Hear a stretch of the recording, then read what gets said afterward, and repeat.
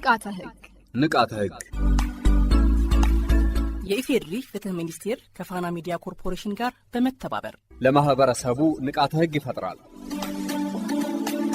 የአውሮፓ ህብረት ለኢትዮጵያ የወንጀል ፍትህ አስተዳደር ባደረገው የገንዘብ ድጋፍ የቀረበ ንቃተ ህግ።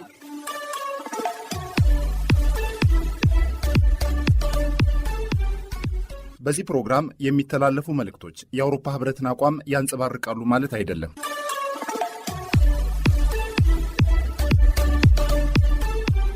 ጤና ይስጥልን አድማጮቻችን፣ እንዴት አላችሁ? ሳምንታዊው ንቃተ ህግ ዝግጅታችን መደመጡን ጀምሯል። ዛሬ የሰብአዊ ድርጅቶች ላይ የሚፈጸም ወንጀልና የህግ ተጠያቂነቱ ምን ይመስላል የሚለውን ጉዳይ የምናስቃኛችሁ ይሆናል። በዋናነት የህግ ጉዳይ ዜና ማዘጋጅተናል። እንዲሁም ብታውቁት ብለን ያሰናዳነውም አለ። እነዚህን ዝግጅቶች አብራችሁን ስትቆዩ የምታደምጧቸው ይሆናል። ቀዳሚ ጉዳያችን የወንጀል ዜና ነው የሚሆነው። ብሩክ ድንቁ እንደሚከተለው ያቀርበዋል። እሱን አድምጠን እንመለሳለን። በፍርድ ቤት የተወሰነና ለህዝብ አስተማሪ የሆነ ፍርድን ስለማሳወቅ በከሳሽ በፍትህ ሚኒስቴር የልዩ ልዩ ወንጀል ጉዳዮች ዳይሬክቶሬት አቃቤ ህግ በተከሳሾች አንደኛ ቴዎድሮስ ታከለ ወንድማገኝ፣ ሁለተኛ ሲሳይ ጥላሁን ከበደ መካከል ባለው ክርክር የከፍተኛ ፍርድ ቤት መዝገብ ቁጥር 326722 የአቃቤ ህግ መዝገብ ቁጥር 4957/17 የአዲስ አበባ ፖሊስ መምሪያ ቁጥር 1439/16 በሆነው ፌዴራል ከፍተኛው ፍርድ ቤት ልደታ ምድብ ችሎት የከባድ ውንብድናና ግድያ ሁለተኛ ወንጀል ችሎት ተከሳሾች የማይገባቸውን ብልጽግና ለማግኘት ወይንም ለሌላ ሰው ለማስገኘት በማሰብ በቀን 8/9 ወር 2016 ዓ.ም ከምሽቱ ከ4:40 እስከ 5 ጉለሌ ክፍለ ከተማ ወረዳ 8 ሰሜን ማዘጋጃ አሜጎኒያ ትምህርት ቤት ጀርባ አካባቢ ሟች ገብረ ሚካኤል ሰይፉ የአንደኛ ተከሳሽ ጓደኛ በመሆኑ ተከሳሾች ጋር ሰሜን ማዘጋጃ አሜን ግሮሰሪ ከምሽቱ 2:30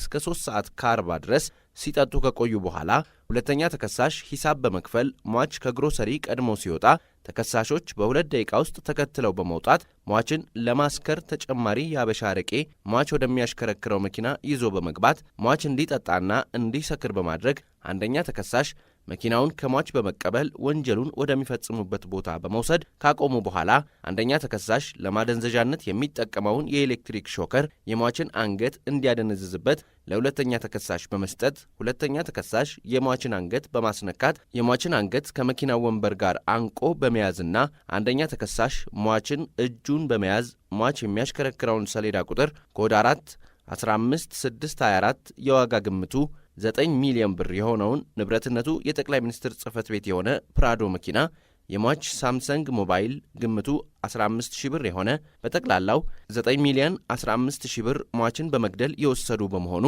በፈጸሙት ከባድ ውንብድና ወንጀል ክስ ቀርቦ ክርክር ስናደርግ ቆይተን ፍርድ ቤቱ በቀን 26 3ኛ ወር 2018 ዓ.ም በዋለው ችሎት አንደኛ ተከሳሽ በ25 ዓመት ጽኑ እስራት፣ ሁለተኛ ተከሳሽ በ23 ዓመት ጽኑ እስራት ቅጣት እንዲቀጡ ውሳኔ ተሰጥቷል። ስለሆነም የወንጀል ድርጊት አፈጻጸሙ አደገኛነትና ሌሎች ምክንያቶች የወንጀል ሕግ አንቀጽ 1 ስር እንደተደነገገው የወንጀል ሕግ ዓላማና ግብን ለማሳካት እንዲሁም በወንጀል ሕጉ አንቀጽ 155 መሠረት ፍርዱን ለሕዝብ መግለጹ ጠቃሚና አስተማሪ በመሆኑ በተከሳሾች ላይ የቀረበውን ክስ ፍርድና ቅጣት ከላይ በዝርዝር የቀረበ መሆኑን እናሳውቃለን።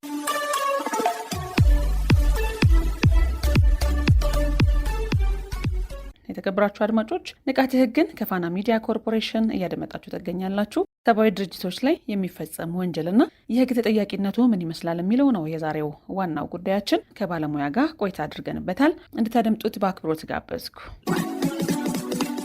ንቃተ ህግ። የተከበራችሁ አድማጮቻችን ዛሬ በዋናነት ይዘነው የቀረብነው ጉዳይ የሰብአዊ ድርጅቶች ላይ የሚፈጸም የወንጀል አይነትና የህግ ተጠያቂነቱ ምን ይመስላል በሚለው ጉዳይ ነው። በዚሁ ርዕሰ ጉዳይ ላይ አቶ ጸጋዬ አሰፋ ሊነግሩን ስቱዲዮ አሉ። በፍትህ ሚኒስቴር የንቃተ ህግ ትምህርትና ስልጠና ዳይሬክቶሬት አቃቢ ህግ ናቸው። አቶ ጸጋዬ ስለ ሰብአዊ ድርጅቶች ላይ ስለሚፈጸም የወንጀል አይነትና የህግ ተጠያቂነቱን እያወራን ቆይታ እናደርጋለን። አብራችሁን ትቆዩ በአክብሮት ጋብዣለሁኝ። አቶ ጸጋዬ እንኳን ደህና መጡ። እናመሰግናለን። መልካም። የሰብአዊ ድርጅቶች ላይ የሚፈጸም የወንጀል አይነት ወይም ወንጀልና የህግ ተጠያቂነቱ ምን ይመስላል በሚለው ርዕሰ ጉዳይ ነው እያወራን ጥቂት ቆይታ የምናደርገው። የሰብአዊ ድርጅቶች የሚባሉት እነማን ናቸው ከሚለው እንጀምር።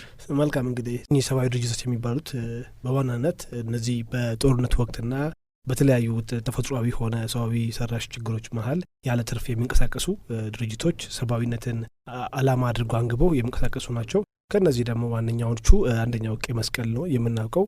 በሁለተኛ ደረጃ ደግሞ የምናውቀው የቀይ ጨረቃ እንዲሁም ሌሎች የሰብአዊ ተራድኦ ድርጅት የሚባሉት ናቸው። በሰብአዊ ድርጅቶች ላይ የሚፈጸሙ ወንጀሎች ስንል የሰብአዊ ድርጅቶች ላይ የሚፈጸሙ ወንጀሎች ምን አይነቶች ናቸው? መልካም እንግዲህ መሰረታዊ ወንጀሎች ተብሎ በወንጀል ሕጉ ላይ ከተደነገጉ መካከል አንደኛው በዓለም አቀፍ ሆነ በሀገራዊ ሰብአዊ ድርጅቶች ላይ የሚፈጸሙ ወንጀሎች ናቸው። እነዚህም አንደኛው እና ዋነኛው አካላዊ ጥቃቶችን በተመለከተ ነው። ይህም አካላዊ ጥቃቶች ሰብአዊ ሰራተኞችን ጥቃት ማድረስና ግድያ ወይም ደግሞ መበዝበዝ፣ የጉልበት ብዝበዛ እንዲሁም አፈና ማድረግን ይመለከታል። በሁለተኛ ደረጃ ላይ ደግሞ እርዳታን እንቅፋት ማድረግ ነው። ሰብአዊ ሰራተኞችን እንደዚሁ ጥቃት የምግብ ሆነ የመድኃኒት ወይም እርዳታ አቅርቦቶችን ማገድ ወይ ደግሞ ለተጎጂው ቦታ አለማድረስ ይመለከታል። በሶስተኛ ደረጃ ደግሞ እርዳታን ዝርፊያ ወይም አላግባብ መጠቀም ነው። ይህም ደግሞ ስንል ምን ማለት ነው?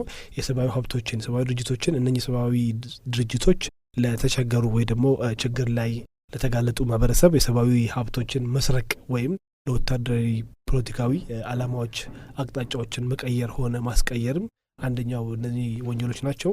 ሌላኛው ደግሞ የመጨረሻው ማስፈራራትና ትንኮሳ ነው። ይህም ደግሞ በሰብአዊ ሰራተኞች ላይ የሚሰነዘሩ ማስፈራሪያዎች ተልኳቸውን እንዳይፈጽሙ መከልከል ነው። የሰብአዊ ድርጅቶች ተግባራቸው ምንድን ነው? መልካም እንግዲህ ሰብአዊ ድርጅቶች ተግባራቸው እንደምናውቀው በሰፊው እንግዲህ ሰብአዊነትን አንግበው የሚንቀሳቀሱ እንደሆኑ መጠን እንግዲህ በቅድም በጠቀስነው መሰረት ሰው ሰራሽም ሆነ ተፈጥሯዊ ችግሮችን አላማ አድርገው ያለ ትርፍ የሚንቀሳቀሱና ሰዎችን የሚረዱ እንዲሁ ሰብአዊ እርዳታን የሚያበረክቱ ናቸው። የሰብአዊ ድርጅቶች ላይ ወንጀሎች ይፈጸማሉ እያለን ነው እና ምናልባት አጋላጭ የሆነ ነገር አላቸው ወይ? የሰብአዊ ድርጅቶች ወንጀል እንዲሰራባቸው ሊያደርግ የሚችል አጋላጭ የሆነ ሁኔታ አለ ወይ? ምንድን ነው እሱስ? መልካም እንግዲህ ዋነኛው ተጋላጭ የሚሆኑበት ምክንያት ምናልባት በሰብአዊ ድርጅቶች የያዙትን ሀብትን እንዲሁ የኢኮኖሚ እንቅስቃሴ አለ ተብሎ ስለሚታሰብና እንዲሁ እነሱም እነኚህ ሰብአዊ ድርጅቶች በአስቸጋሪ በሆነ መንገድ እንደዚህ አይነት ወንጀሎች የሚፈጽምባቸው አንደኛ ምክንያት ምንድን ነው? በጦርነት በችግር ጊዜ የሚሄዱበት ሁኔታ ስላለ ያንን ሀብት ለመጠቀም ወይም ደግሞ ያንን ሀብት ለመበዝበዝ የያዙትን ለእርዳታ ብሎ ያመጡትን ሀብት ለመጠቀም በማሰብ ያንን እንግዲህ ተጋላጭ ይሆናሉ ብለን እናስባለን።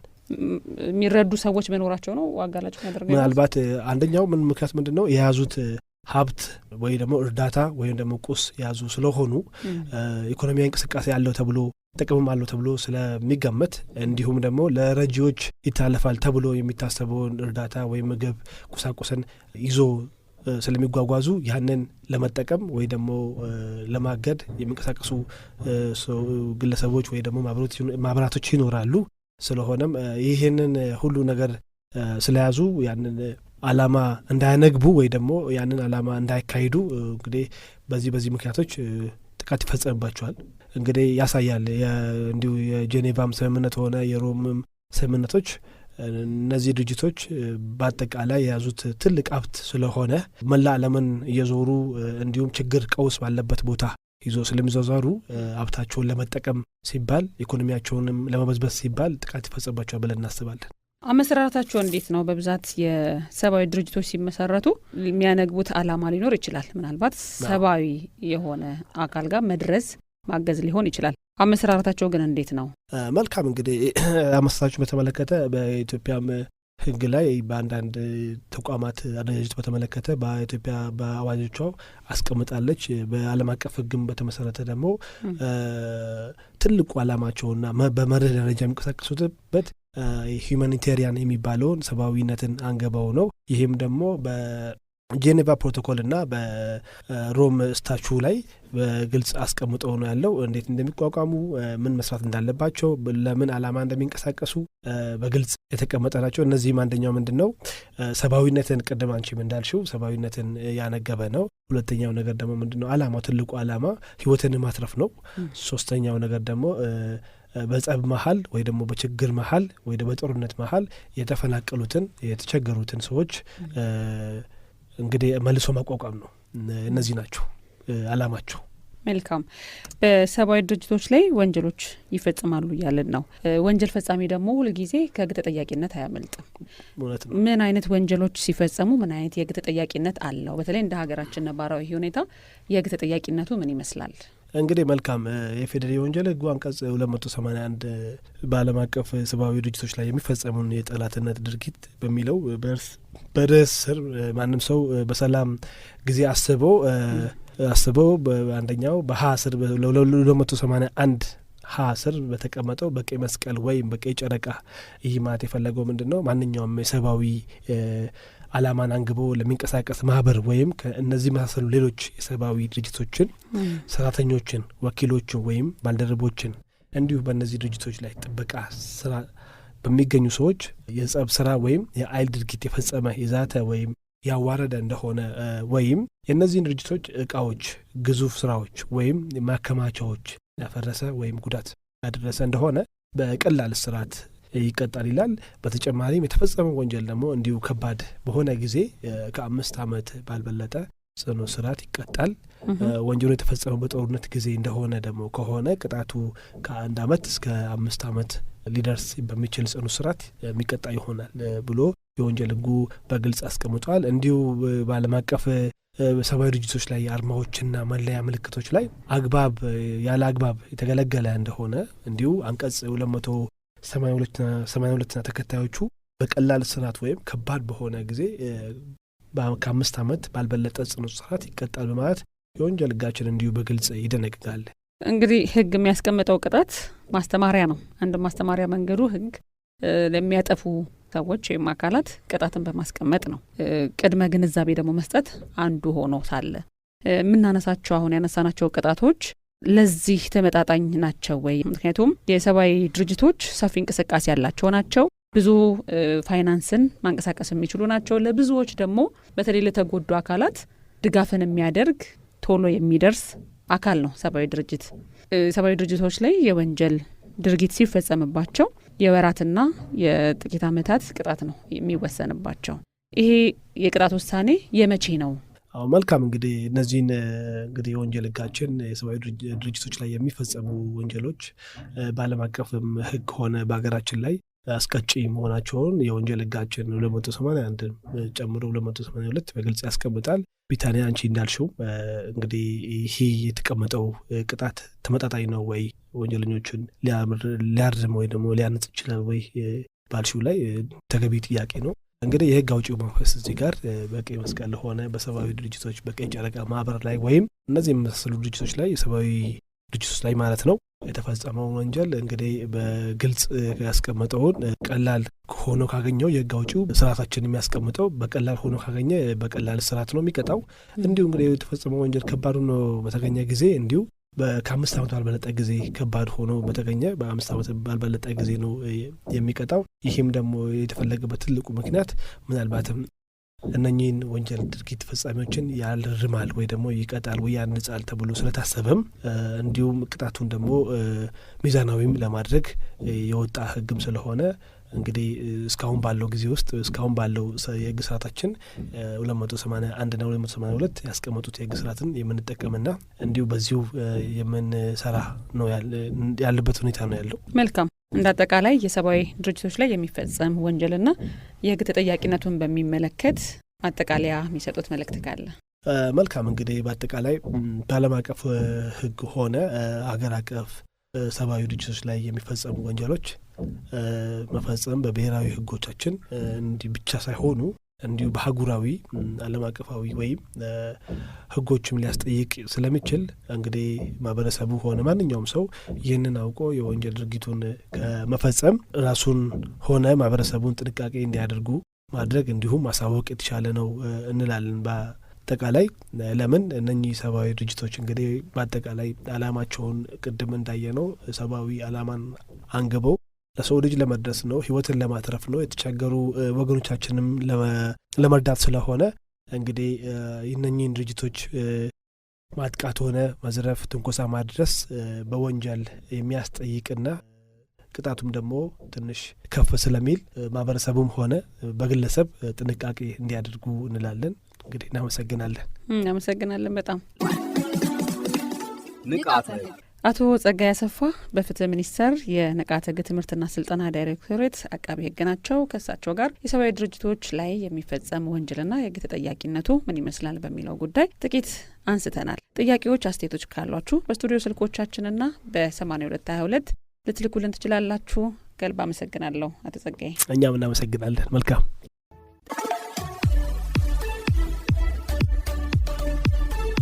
የተከበራችሁ አድማጮቻችን፣ ብታውቁት ብለን ወደ አሰናዳነው ጉዳይ ነው የምናሻገራችሁ። እንድታደምጡት በአክብሮት ጋብዣለሁ።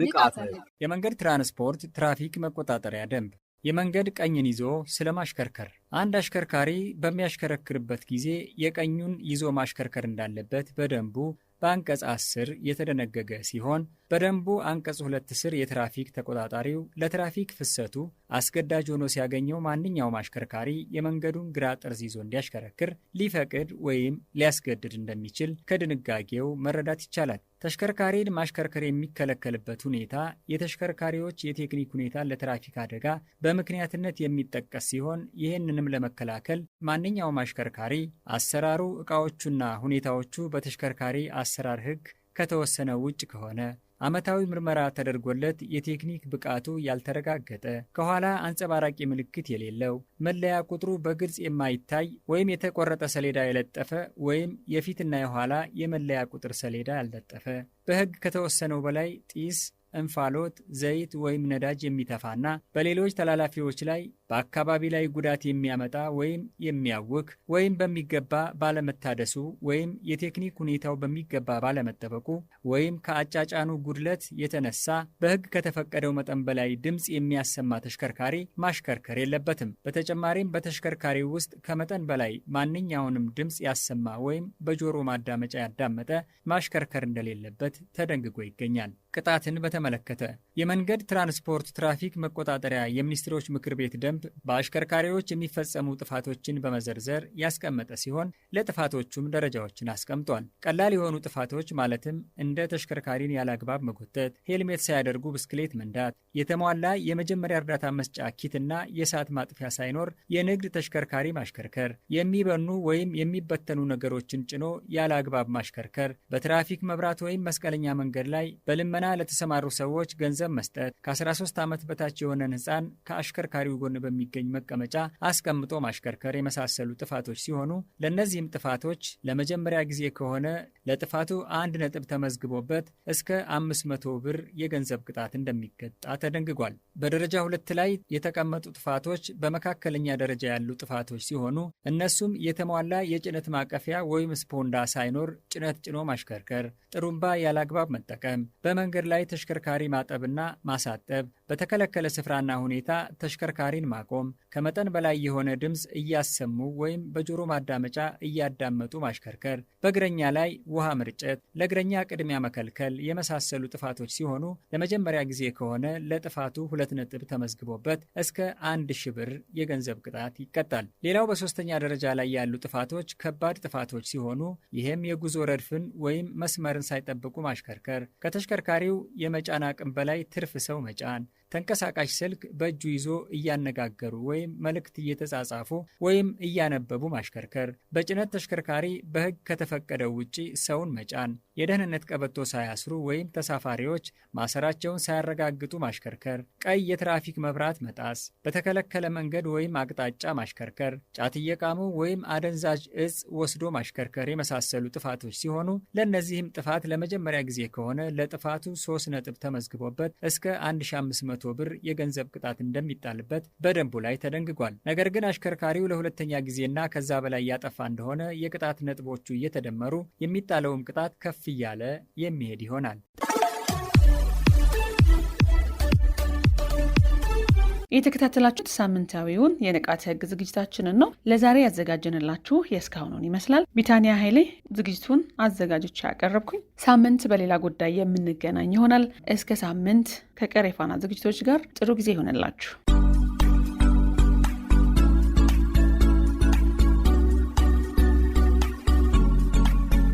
ንቃተ ህግ። ንቃተ ህግ የኢፌዴሪ ፍትህ ሚኒስቴር ከፋና ሚዲያ ኮርፖሬሽን ጋር በመተባበር ለማህበረሰቡ ንቃተ ህግ ይፈጥራል። የአውሮፓ ህብረት ለኢትዮጵያ የወንጀል ፍትህ አስተዳደር ባደረገው የገንዘብ ድጋፍ የቀረበ ንቃተ ህግ።